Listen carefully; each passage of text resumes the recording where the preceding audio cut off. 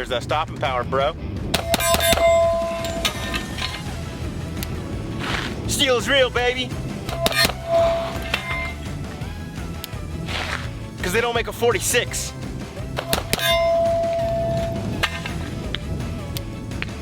Steel over plastic, baby. 2 world wars.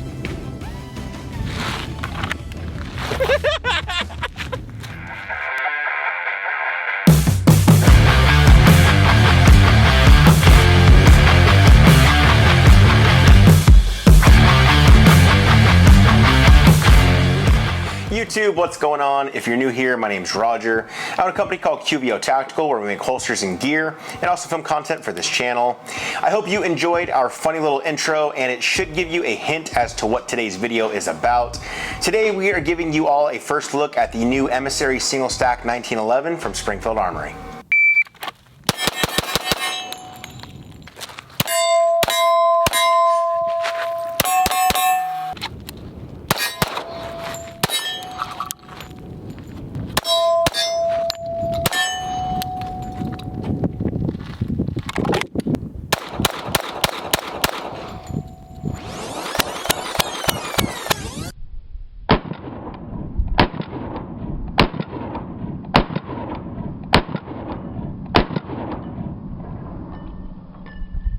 As always, I'd like to give you guys full transparency on how I go about getting these products in for review. If you're familiar with our channel, then you all know that we have a good working relationship with Springfield Armory. During my entire law enforcement career, I carried a TRP Operator 1911 as my duty gun, and we made a video about it as well. Anyway, Springfield was kind enough to reach out to us and ask if we'd like to check out a new gun coming out from them that wouldn't be released until July 28th of this year, the published date also of this video. Of course, we wanted to check it out, so they sent us one for us to use and for us to keep for this video. Thank you again to Springfield Armory. We appreciate the continued support with our channel. Okay, so before we get into it, let's check out the specs on this new Emissary 1911. The Springfield Armory Emissary 1911 is built on a forged steel frame with a forged steel barrel and slide. They chose to go with the forged machining method versus the cast method to give the gun even more strength and durability, something that we can all appreciate. The next thing you'll notice is the tri-top cut slide with front serrations and a top strap that is flattened and serrated as well. At the end of those front serrations, you'll see Springfield's U-dot night sights, which are great for low light conditions. More on that in a little bit. Moving on to the gun's finish, you'll see a two-tone blue carbon steel slide over a stainless steel frame and square trigger guard, very similar to the style of a 2011.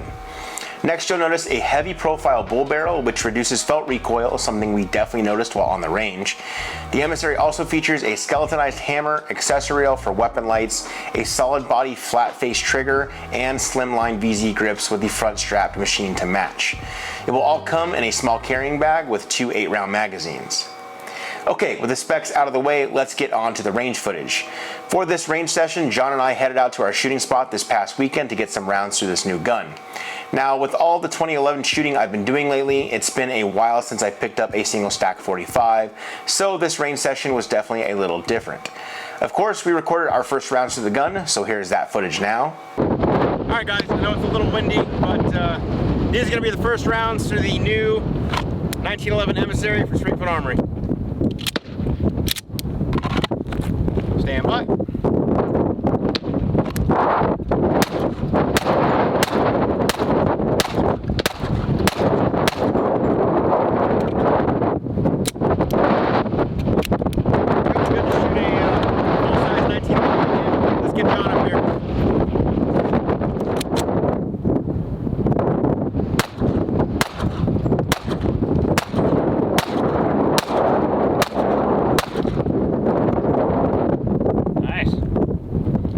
Coming from the 9mm staccatos to a 45 single stack. You definitely feel the difference. Got some power.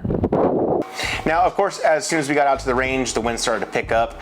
That's how it always goes, but I'll break down my initial thoughts here in studio for you. The gun felt really smooth. Obviously, the recoil is going to be more with the 45 over the 9, but with that steel frame and bull barrel, it wasn't anywhere near what I thought it was going to be in regards to recoil. It was easy to track the bright U-dot sight as the gun cycled, and it just felt smooth overall. I also wanted to see how my accuracy would be going back to irons after running red dots for the last 6 years. So I decided I would run a couple strings of fire from about 7 yards away on paper just to see how my grouping was.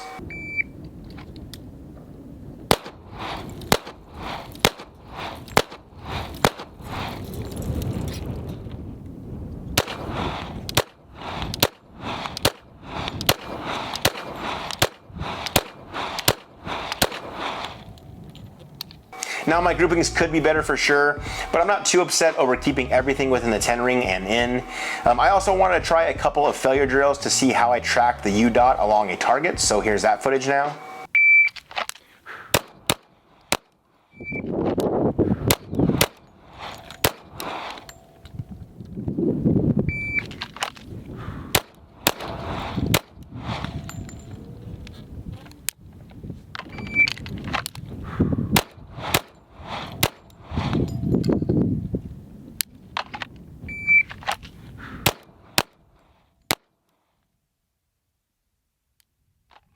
I then wanted John to get some time behind the gun as he really hasn't ever shot a single stack 1911 in 45. We had him run some drills from the holster, which included a target transition and a bill drill.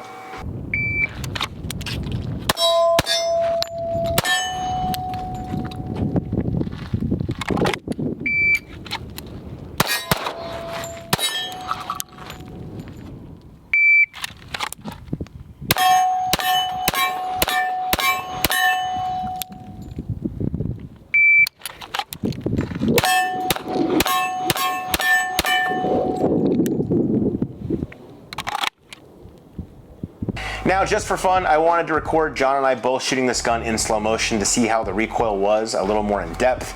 Here's that footage for you now.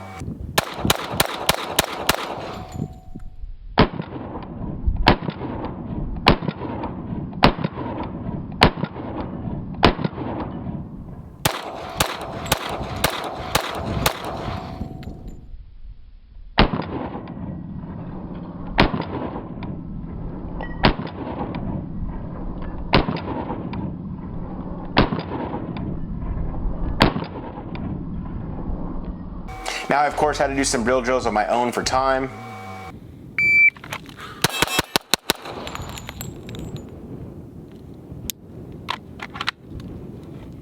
Total time 192, first shot 107.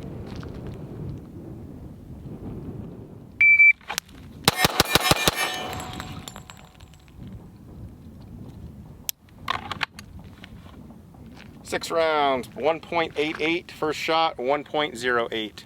188, first shot 1.08.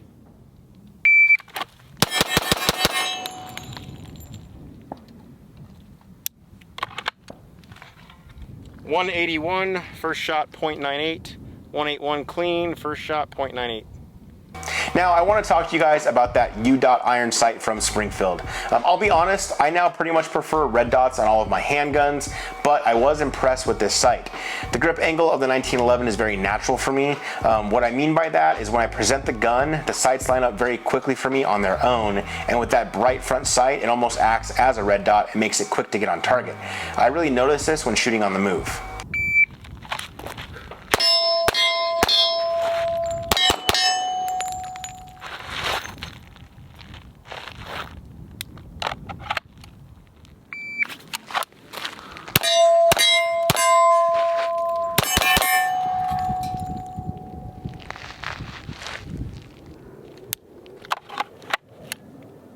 I also grabbed my iPhone and recorded some shots with the camera focused on the front sight to show you guys what I mean.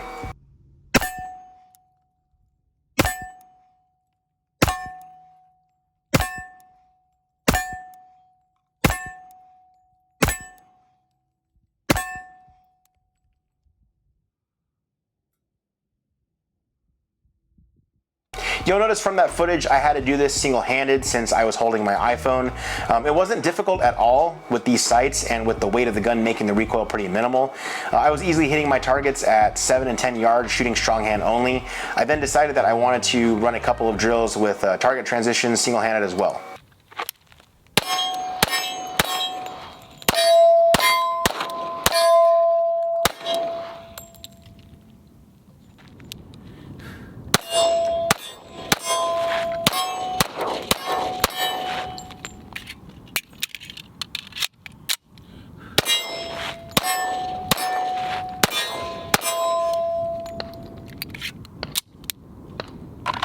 Overall, we had a good range day with the Springfield Armory Emissary.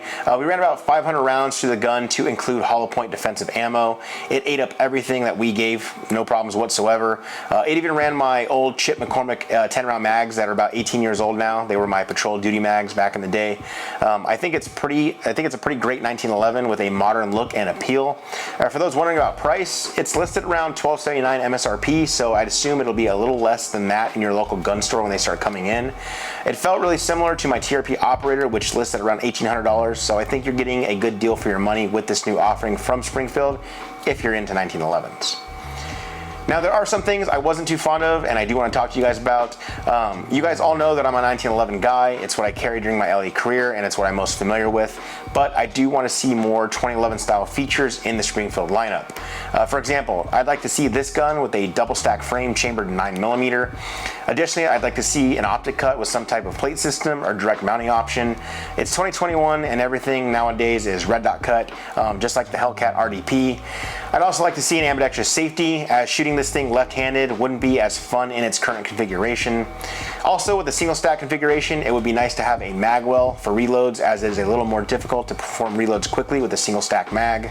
In all honesty, guys, I'm just hoping that somewhere down the road, sometime soon, Springfield makes their entry into the 2011 market with something that's modular and modern and that comes in at under $1,500.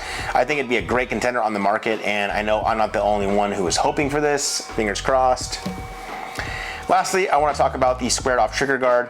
I agree that the square look is more appealing and more modern. However, when it comes to holster fitment, it may cause some confusion among customers. Let me explain. If you order a holster, say from a company, I don't know, like QVO Tactical, and you order a 1911 holster for this gun since it is a 1911, well, it's not going to fit.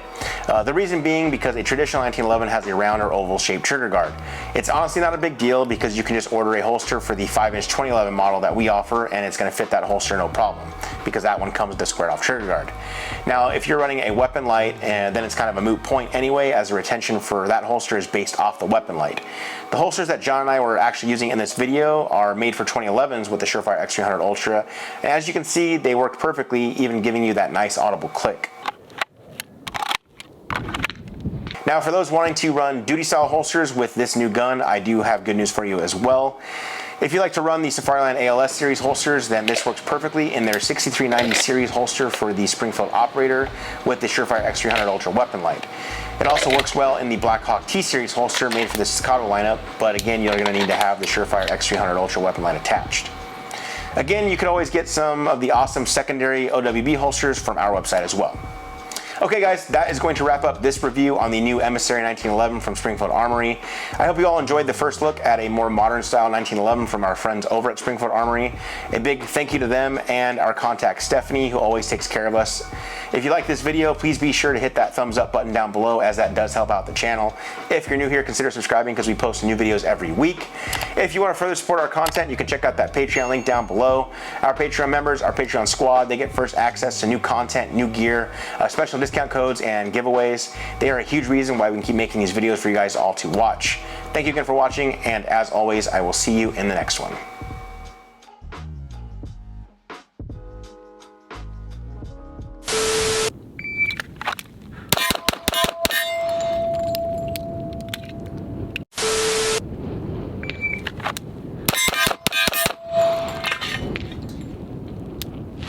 Two world wars.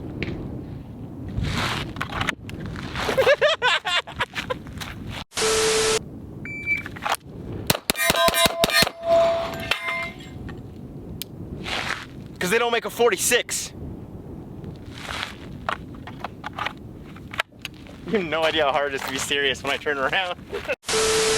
Recording. Stand by.